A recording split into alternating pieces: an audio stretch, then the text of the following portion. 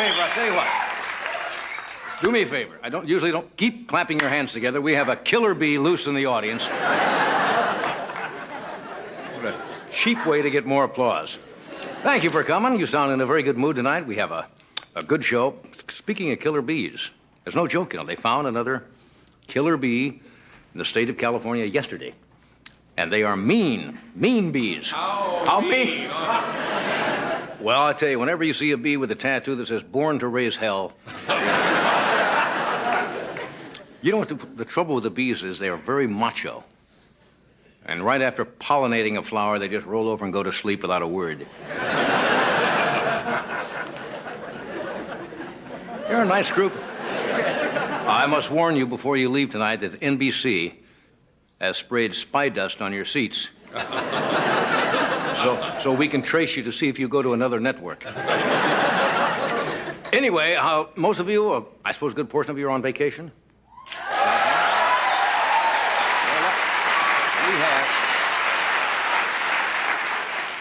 California is a state unto itself. All of the weird things start in Southern California. There are a lot of religious groups start out here that are not what you'd call your orthodox religion. There's a weird group in the valley that believes after you die, you come back as a TV evangelist toupee.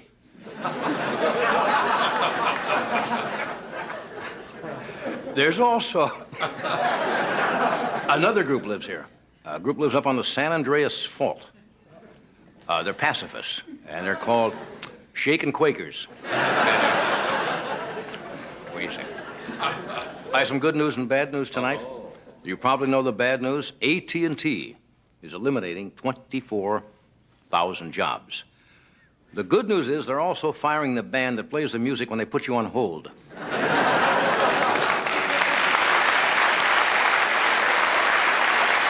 Where were you last night? You were missing last night. Yes. Where were you? Fran, fifth cone. Open your pearly gates. What were you doing in San Francisco? Well, I was up there with two of our good friends, Al Hurt and Pete Fountain. Tommy mentioned that. Were you playing a concert up there? Yeah, we played a few notes. Sounds good. They said to tell you hi.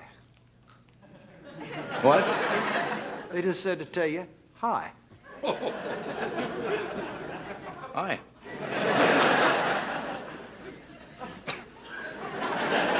You know who's in town? The president is in town. Yes. I guess he's not making too many.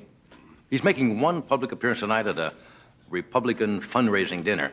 The president doesn't have much trouble raising money. His friends are getting together and they're going to make a record called "We Are the Rich."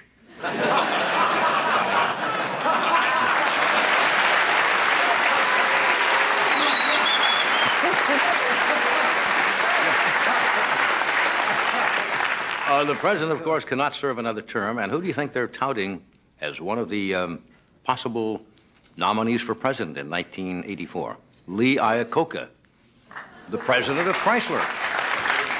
President of Chrysler Corporation. There's some talk about it. He might not make a bad president. You know, if he can do for the country what he did for Chrysler, I can see it now. Ricardo Montalban will be Secretary of Corinthian Leather. And I understand Iacocca already has a little slogan for the top of his desk. It says, if you can't stand the heat, put the top down. See, he's with an automobile company. Well, let's see what Jerry Falwell is up to today. Jerry Falwell just came back from Alaska, and he told the Eskimos that public nose rubbing was obscene.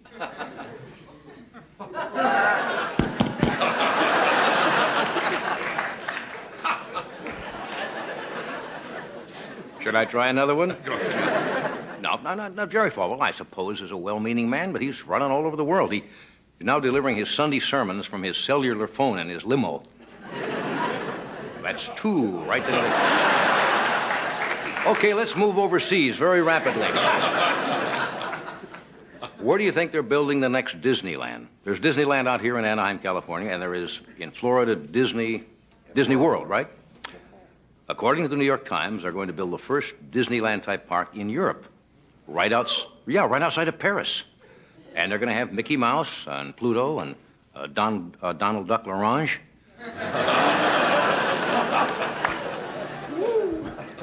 What was that? What do you know? What was that? Around the corner for that one. Well, of course I've got to go around the corner for these. How many of you watched Dynasty? All right.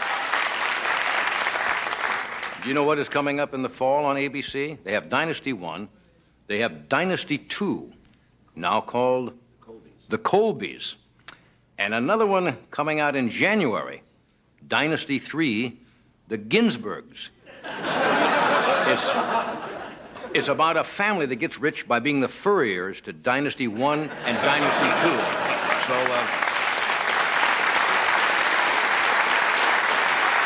okay. Interesting news in the entertainment section today on cable TV, if you watch satellite TV. You know who is forming their own cable TV network? The atheists. Atheists want to say they're going to challenge religious programming, and the atheists already have their own dramatic series. Michael Landon in Highway to Nowhere.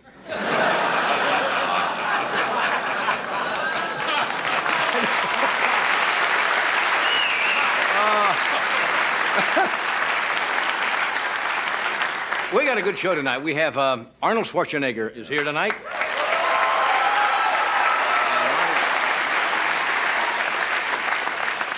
Arnold is going to come out here later and bench press Terry Forster. Ed Begley Jr., a very talented young gentleman from St. Elsewhere. And the female winner of the Hollerin' contest, which is held in Spivey Corners. Is it North Carolina? One of the Carolinas. I know it's one of the Carolinas. I think it's Spivey Corners, North Carolina. Her name is Ginger McLam. And Ginger will be out here to holler for us. And a few other things. So stay where you are. One of the Carolinas.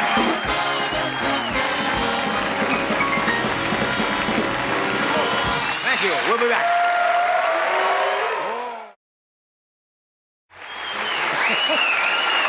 Okay.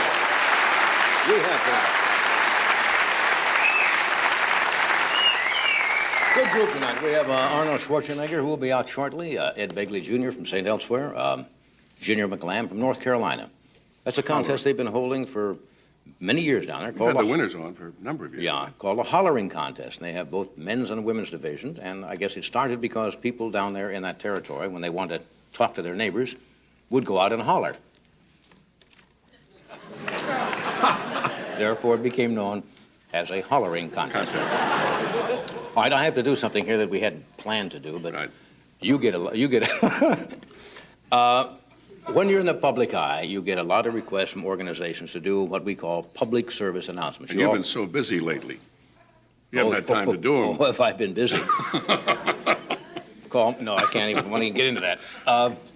I've seen more lawyers than Raymond Burr in the past.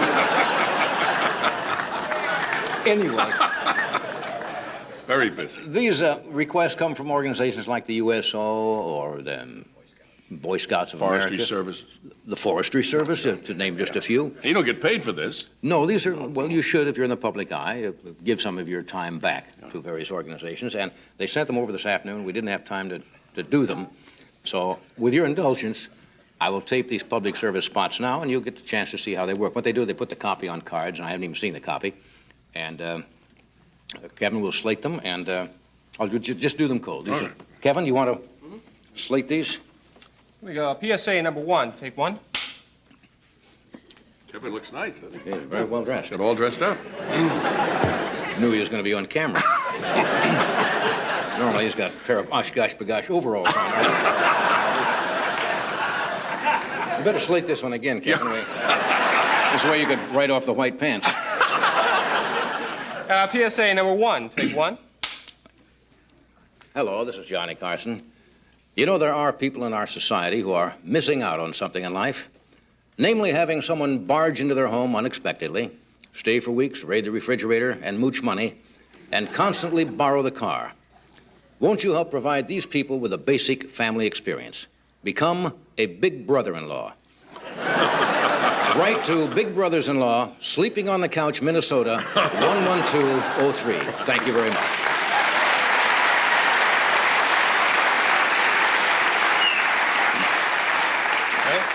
PSA number 2, take 1. Hi, I'm Johnny Carson. I feel that the second most powerful man in the United States should not dress like a certified public accountant. George Bush needs to dress more flashy, and you dudes in Florida can help. Send your unwanted white linen sports jackets and your pastel T-shirts to Washington because America needs a Miami vice president.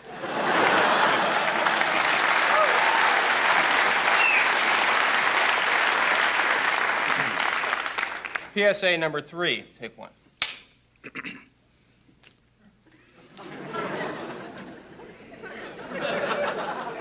Hello, this is Johnny Carson. Back in the 60s, long hair was in for men. But now it's 1985 and long hair is horribly out of fashion, except for a tragic few. If you have way too much hair, it's not your fault. You have a disease. For more information, contact your barber or write Michael Lannon's disease, Blow Dry, California, 90272.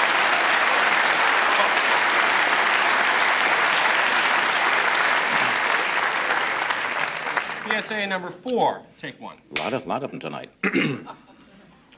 Hi, this is Johnny Carson with an important mental health message for Major League catchers. We know it makes you depressed to sit on your haunches for hours in the hot sun while some foreign pitcher gets all the money and glory. We know how boring it must be to hear Pete Rose step up to bat and constantly say, just 14 more hits. If you're experiencing psychological distress from being a catcher, now there's help available. Call the squat hotline. 1-800-YOGI Berra.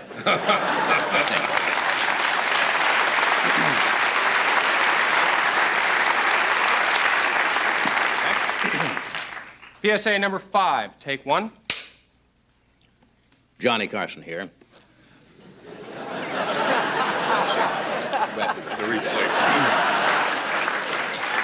PSA number 5, take 2. Hi, I'm Johnny Carson. I'm sure you all remember the popular situation comedy series about the Cleaver family. Well, Wally's kid brother has fallen on hard times. In fact, he is currently working as a men's room attendant at Universal Studios. Now, this little guy brought you a lot of enjoyment. Don't you think you owe him something in return? Next time you take the Universal tour, go to the men's room, take a quarter out of your pocket, and heave it to Beaver.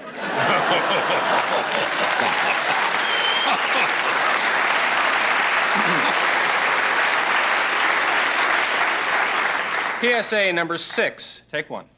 We're only doing 5. We cut that one. Didn't we cut that one? Or we cut that one? But do that again. That was very it's nice good. the way you did it. You- Yeah. Go ahead, Kev. Come on, Kevin, do it again. That concludes. PSAs are over.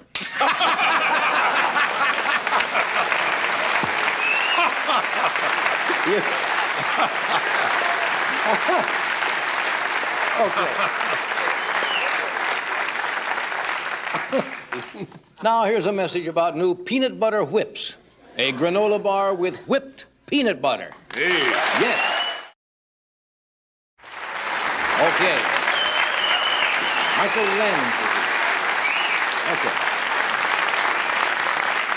My first guest is a lady from the countryside near Fayetteville in Raleigh, North Carolina, who was this year's winner in the female division of the Spivey's Corner Hollering Contest. Would you welcome Ginger McLam?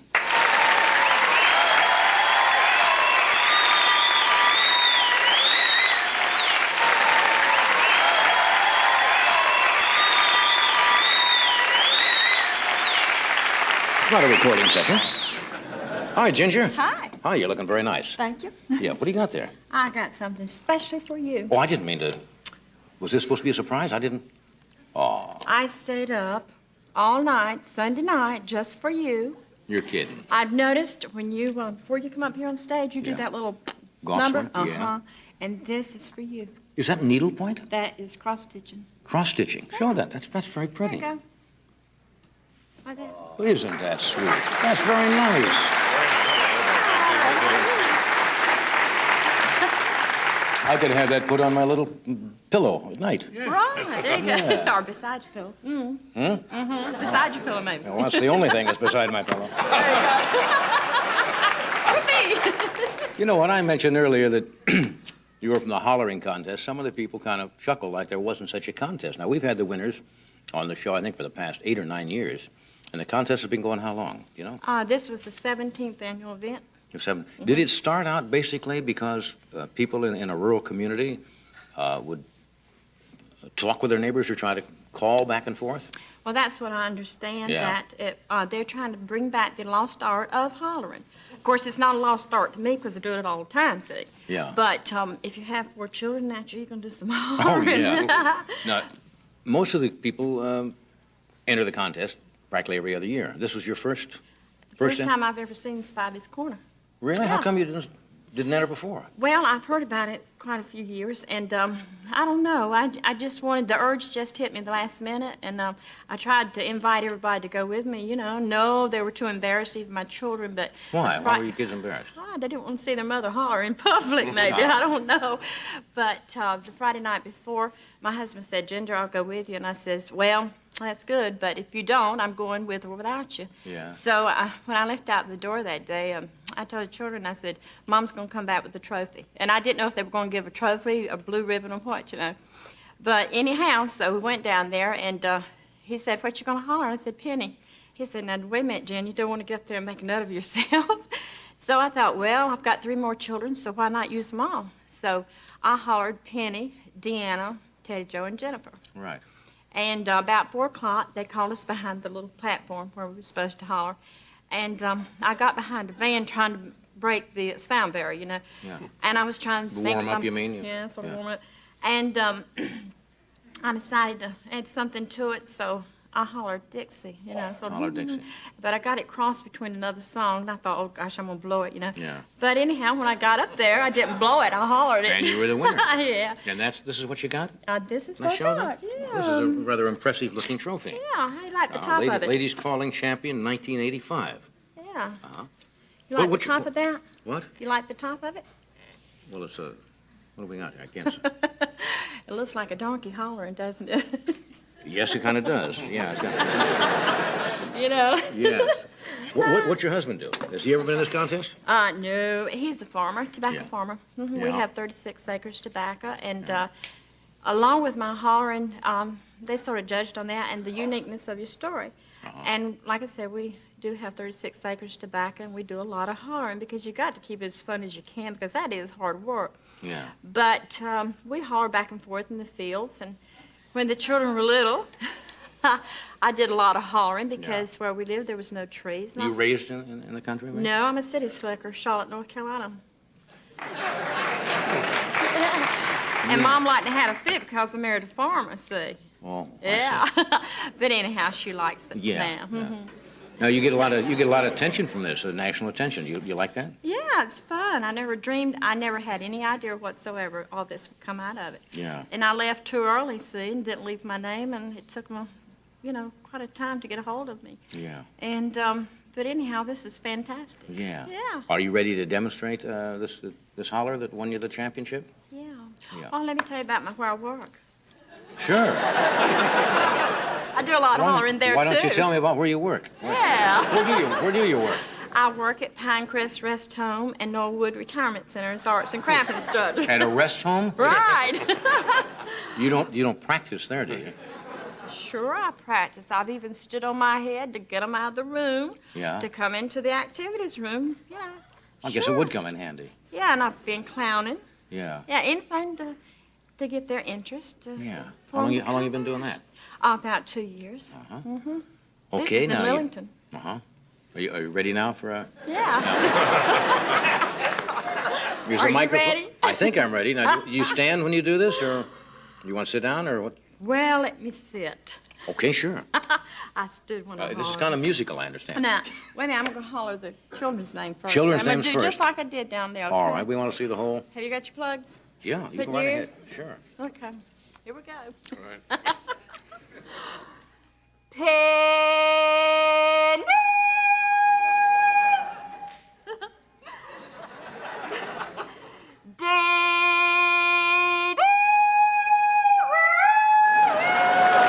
Boy, that's ear-piercing. Right. And they say where the new hollerers coming from. There's been people that has wanted me. You know, I told them, I was going to be on Johnny Carson's show. Yeah. Well, let me hear what you're going to do. I said, wait till August 22nd, Thursday night. Before you go, Watch how would you Johnny. do my name? Johnny! Thank you, Ginger. Thank you. How about it?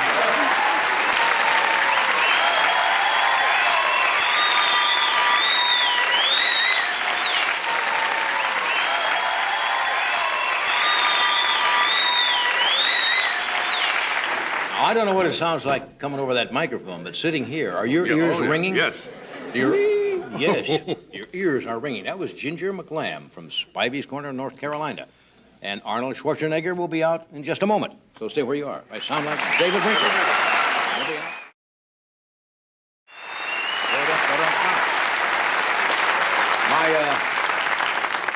My next guest has won more bodybuilding awards, I think, than anyone in history. And his latest film is called Commando, opens on October 4th. And he has a book out called The Encyclopedia of Bodybuilding. Just lifting it, And if right? you just bench press this several times a day, you will not have to buy any weights at all. Would you welcome, please, Arnold Schwarzenegger?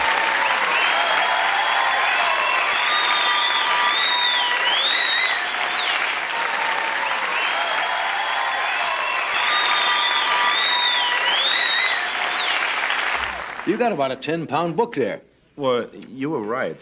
You don't need any weights for this book. Just sit back and... You just do the exercises in there, and instead of having a barbell, Yeah. you use the book to the cross with the book. Do you work out every day? Every other day? I would say 6 days a week. 6 days Yeah, a with week? weights, and I run 3 times a week, and then do other exercises that we shouldn't talk about here in front of the people. So, You sly so I dog. do you. everything. Hey, congratulations. But, you look very well. You look very happy. Thank And, you, I am. I understand you are now officially engaged to a very lovely young lady, Maria Shriver. That's right. So, Thank you very much. congratulations. Thank you. Now, I know you have been keeping company, as they say. Where I grew up, they said keeping company for what, more than a few years? 4, 5, 6? We met 8 years ago in New York at the tennis tournament. Right. And we've been going out ever since. And when I met her, I pretty much knew that she would be the girl for my life. How did you know to make the decision to get married is a whole different ballgame. You know? Oh, yeah. Oh my God, you're worried about losing your freedom and all those things. I mean, you know what I'm talking Now,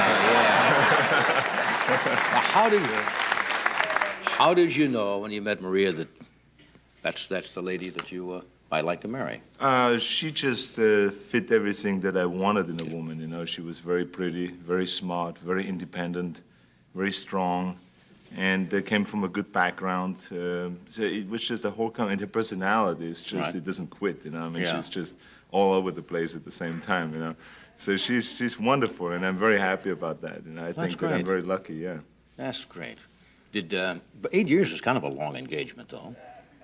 Well, I just wanted to make sure that I'm going past the 7 years, which is supposed to be the 7-year itch. Oh, that's right. And so then I knew everything would be perfect after the 7 years. Yeah. Yeah. You actually, somebody said you proposed while you were in Europe? I planned this whole thing. I went to Austria, to my hometown, Graz. Right. And I proposed there, and we got engaged in Graz. And because we're going to get married in her hometown, which will be in Johannesburg. Mm-hmm. And so I thought the engagement over there and the marriage over here, and it was very romantic, very nice, and my mother was very happy.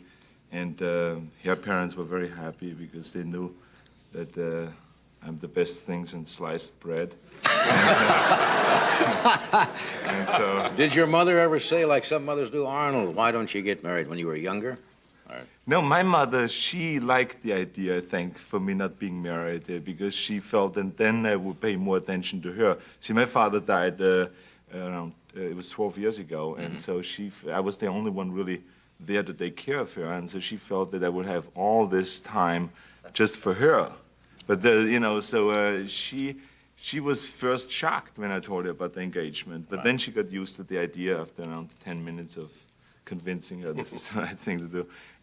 But I mean, she wanted me to be just there for her. Yeah. Going home, I guess, now for you must be different than maybe it was some years ago with all the exposure you've had and the motion pictures and everything. What kind of reaction do you get when you go back home? Oh, It must be it's just- tremendous. Yeah, first of all, as you know, the Austrian ski team hasn't been doing well in the last few years. And so I think that I'm kind of the replacement for that.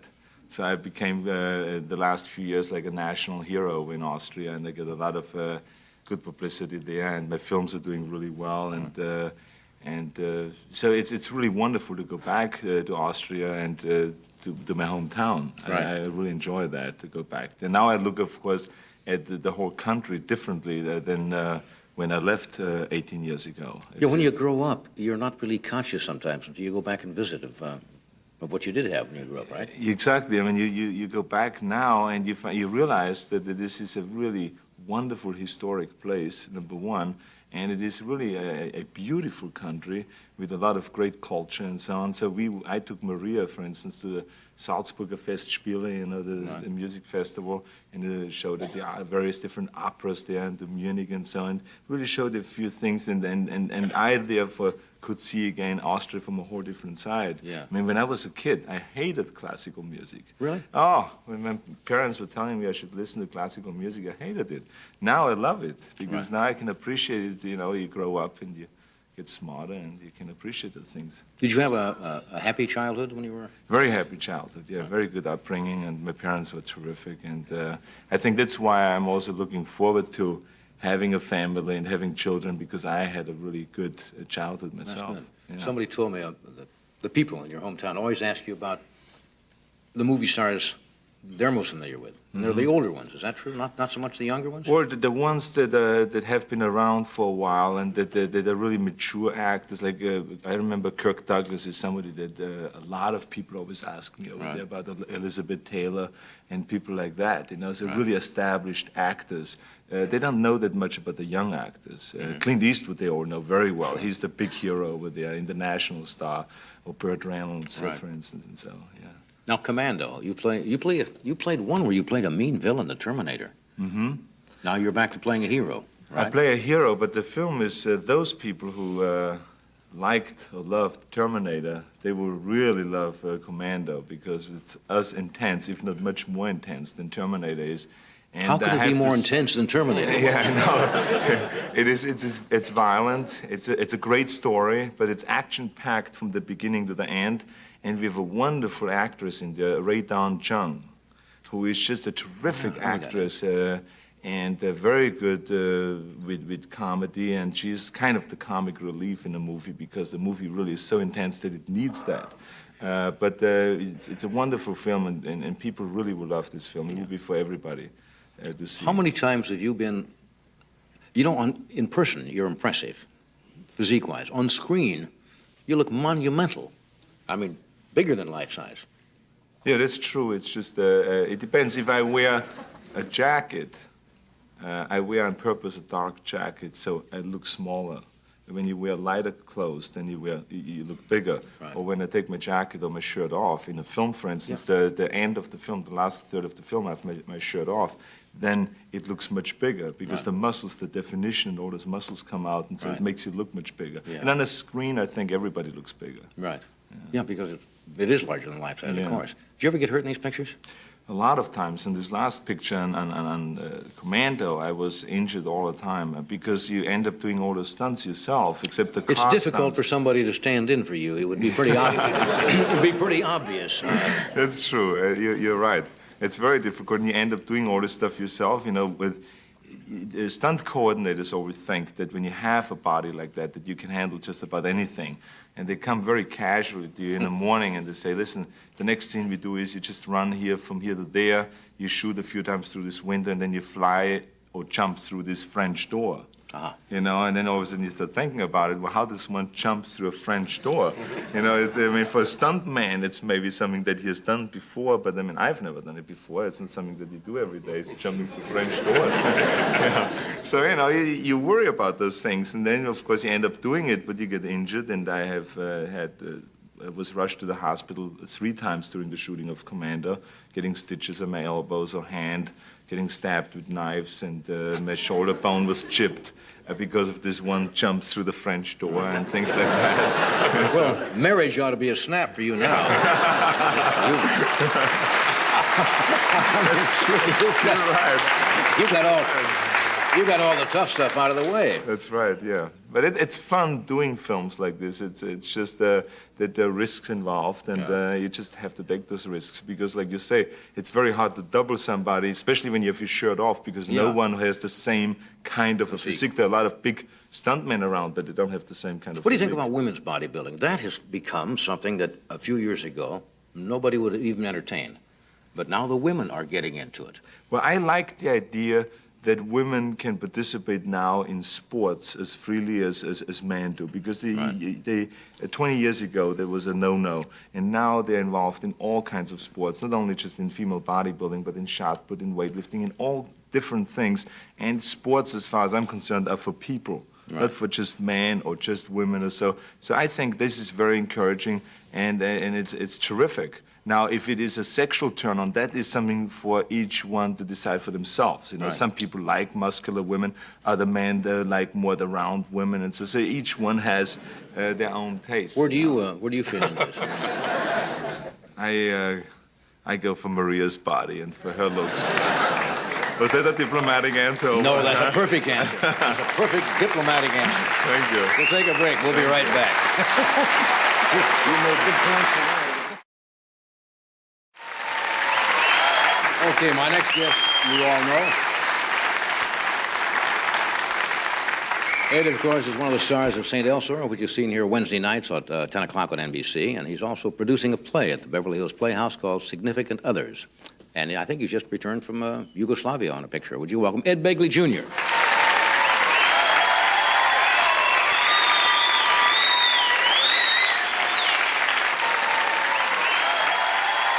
Good to see you again. Good to see you, Johnny. I hear that I didn't know that you guys knew each other. We worked yes. together 10 years ago in a picture, Stay Hungry, and when I met Arnold, he looked very much different. You know Joel Grey? Sure. A lot like that. I trained this guy. I worked with him, and you see the Shows you what result. happens. Yeah. And he listened to you. I helped him with his acting. It's true. Yeah, it's very important. I think we talked about the first picture I saw you in. Did we mention that last time? Where I think you were newly arrived in this country, and somebody else did your voice. That's right, yes.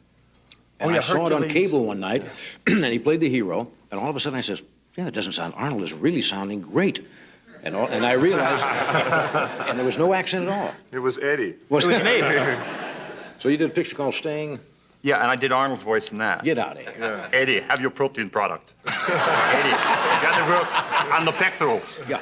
The legs. Do you do all that? You get out and exercise? I do. I go to one of these health clubs. I go every other day, and I enjoy it. I eat better, I sleep better, I feel pretty good. Yeah. It's good. I like it. He started me on this, seriously. 10 years ago at Gold's Gym. right, Yep. yes. And it was very helpful. I think I first saw Arnold on a thing that they did in Pretoria. It was a Mr. Olympiad in South Africa. And one of the ladies said to you, do you drink milk? And you said, milk is for babies, right?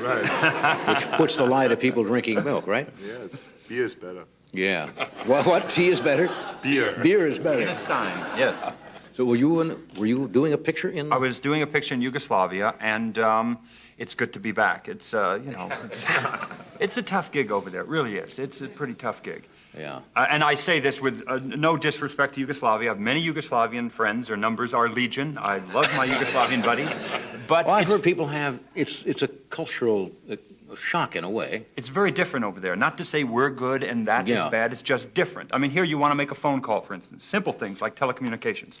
You dial, even overseas, you want to call, you go 011, then the country code, and you're connected. Right. There, it's like, hey, the Vegas, get the blanket, make the little fire, and, get the semaphore flags. I've never seen anything like You're it. saying the phone system is not state of the art? No, Is that no, it's like the thing, with the louvered, light. that bad, huh? Yeah, it's pretty tough. And eating, simple things like you want to eat a couple times a day wherever you are. And it's tough Now, over don't there. tell me they don't eat in Yugoslavia. They eat. Yugoslavian food is, I'm not saying it's good or bad, just different, okay? I don't eat a lot of meat myself. I eat some chicken, some fish, but I don't eat meat. There's meat in everything over there. You go, you say, well, what do you have today? We have beef, veal, or lamb. Okay. What else? You must have something else. Yes, pork. Okay.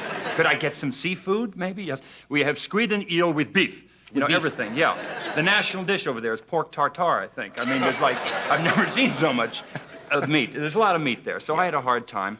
But it's good to be back, and, you know, the picture's going to be very good. I just saw it. It's called Transylvania 6-5000. Oh, that's one, yeah. Jeff Goldblum, funny film. Jeff Goldblum, myself, Carol Kane, Jeffrey Jones, long list of people, and it's very funny. I just saw it the other day. Good. Well, nice to be home, though. It sure is. I kissed the tarmac. I read that you are up again for your third nomination? That's right, for Nenny. In St. Elsewhere? That's right. Congratulations. Thank you. That's real nice. Thank you. Fred, you have to do this? All right. We'll take a short time out and be right back.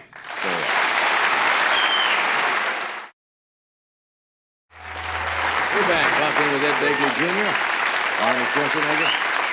You still residing in Ojai? Yes, I've been living in Ojai now for over a year, and there's a certain amount of commuting, but it's nice. An unusual thing happened there, by the way, that ultimately involves you. I was at my house, and I hear there's somebody up at the mailbox up near the road that wants to talk to me.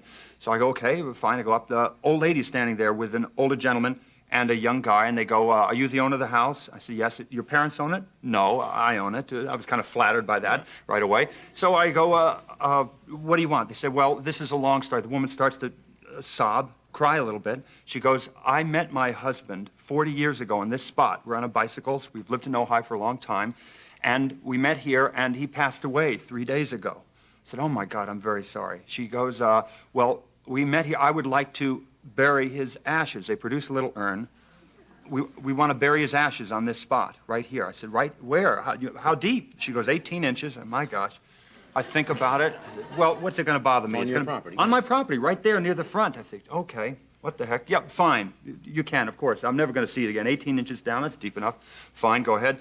And I said, you have a shovel? Because I've got to run, and we're going to lunch. He said, yeah, we have a little hand shovel. I said, you got a big problem. You're going to need a pick or something. I have a pick. I ran and got the pick. I said, where do you want to dig? She goes, right there. I go, boom, right into water line. It was turned off, fortunately, so this wasn't a big mess, but I destroyed a line. I'm kind of trying to keep under control.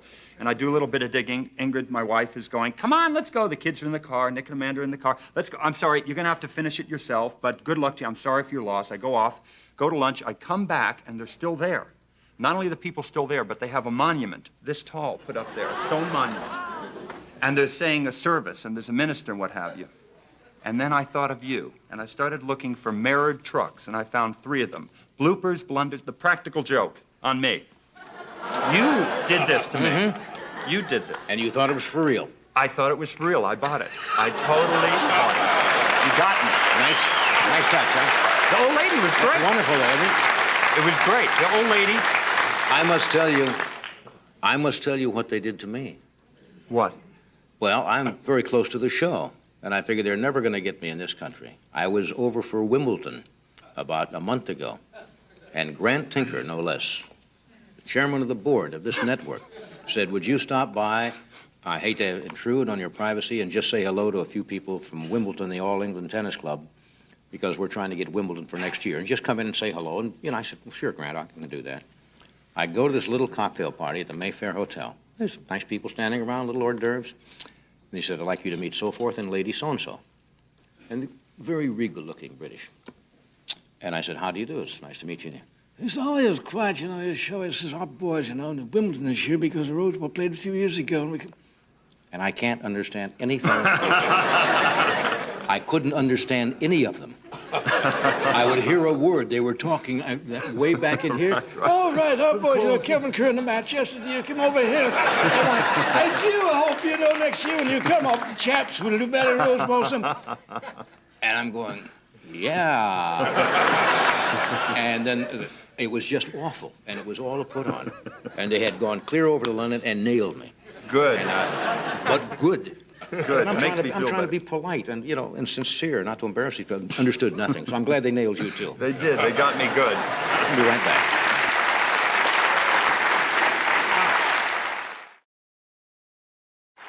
Okay, we'll just have a few seconds. Anyway, how's your play going?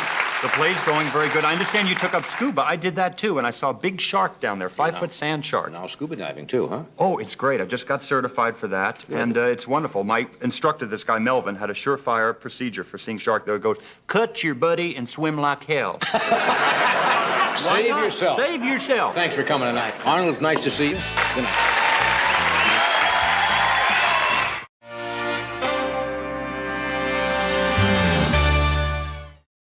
I'm humbled by that applause.